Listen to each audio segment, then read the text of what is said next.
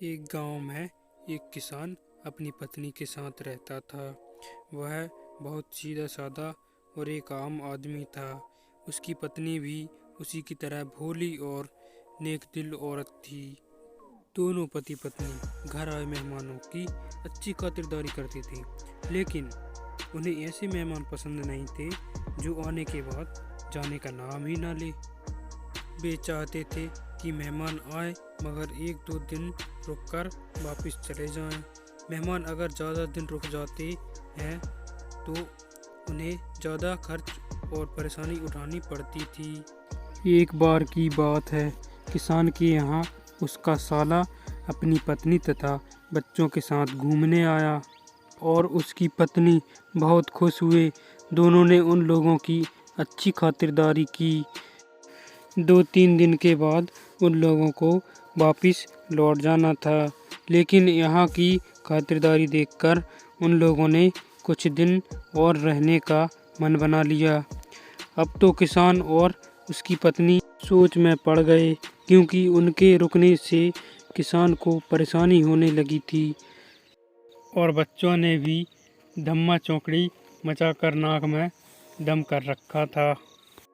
किसान और उसकी हेलो पत्नी ने फ्रेंड्स, सोचा, वेलकम पता नहीं इन ये आवर अब चैनल कब यहाँ से ब्रेकबस्टर। जाएंगे। एक फ्रेंड्स, सप्ताह बाद this green जब screen cartoon उन video लोगों is ने completely लौटने free, का no नाम copyright. नहीं लिया You तो can किसान ने use this video एक in उपाय your सोचा। project. अगले दिन खेत जाते समय किसान ने अपने साले को एक कुदाल और टोकरी पकड़ाते हुए कहा, साले साहब, आज मजदूर नहीं आया है। मेरे खेत के पास एक गड्ढा है, उसे मिट्टी से भरना है। जरा आप मेरे साथ खेत पर चलिए। मैं मिट्टी काट काट कर दूंगा और आप टोकरी में डालकर गड्ढे में भरते जाइएगा। यह सुनकर किसान का साला थोड़ा सपसपाया, चाहकर भी वह इनकार नहीं कर पाया। उसे किसान के साथ जाना पड़ा। किसान के खेत के पास एक गड्ढा था।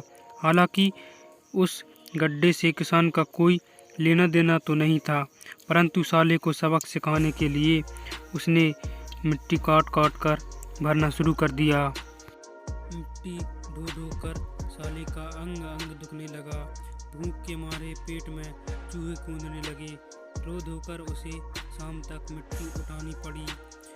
लौटते हुए उसने फैसला कर लिया कि अब मैं यहाँ पर एक पल भी नहीं रुकूंगा। उसने अपनी पत्नी को वापस चलने की तैयारी करने को कहा। वह बोली, अभी क्या जल्दी है, अभी तो 4-5 दिन रुको ना, कितनी खातिरदारी हो रही है यहाँ पर हमारी।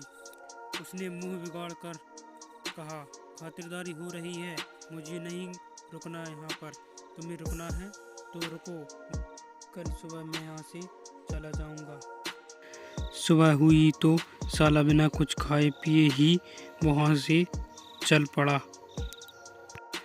साले की पत्नी अभी तक वहीं जमी हुई थी, उससे भी पिंड छुड़ाना जरूरी था। अगले दिन किसान की पत्नी झूठ मूठ कहारती हुई बोली, भाभी, मुझे आज बुखार चढ़ आया है, मैं आज कोई काम नहीं कर पाऊंगी, खाना भी नहीं बना सकती हूँ। साले की पत्नी, कोई बात नहीं, तुम आराम करो, मैं खाना बना लेती हूँ। यह कहकर वह उठी और रसोई में जाने लगी। किसान की पत्नी ने उसे रोकते हुए कहा कि खाना बाद में बना लेना, पहले घर द्वार की साफ सफाई कर लो, कुछ गंदे कपड़े पड़े हैं उन्हें भी धो डालना, 40 किलो गेहूँ भी चक्की में पीसना है। साले की पत्नी काम में जुट गई। काम निपटाते निपटाते उसे शाम हो गई। इस बीच वह भूखी प्यासी ही रह गई। भूख के मारे उसका बुरा हाल हो गया था। किसी तरह रोते रोते उसने ज़बरदस्ती अपना पूरा काम कर लिया। उसे किसान की पत्नी का यह व्यवहार बेहद ही खराब लगा। उसने समझ लिया कि अब यहाँ से जाने में ही भलाई है। अगली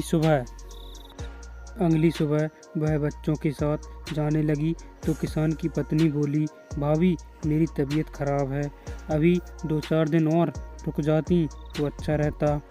तभी साले की पत्नी बोली, नहीं अब मैं यहाँ नहीं रुकूंगी, मेरा घर जाना बहुत ज़रूरी है।